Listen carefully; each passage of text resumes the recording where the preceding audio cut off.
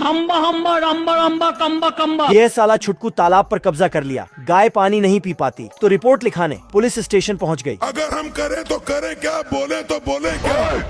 अपनी आंखें खोल और गौर से देख तू कहां और किसके सामने खड़ा है। एक एक को चुन चुन के मारूंगा।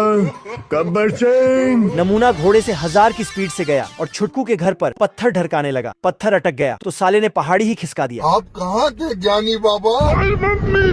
नमूना साला ट्रेन की पटरी को घर की तरफ कर दिया, लेकिन छुटकू ने दूसरे घर का गेट खोल दिया।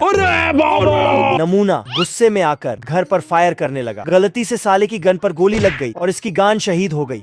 याद तेरी आएगी, मुझको बड़ा सताएगी। अब ये साला नमूना छोटू और उसकी महबूबा को किडनैप कर लिया। रुक, तेरे को बताते तेरी माँ की। साला बहुत हंस रहा था, लेकिन छुटकू का बेटा बॉक्सिंग चैंपियन था। बाप को भेज।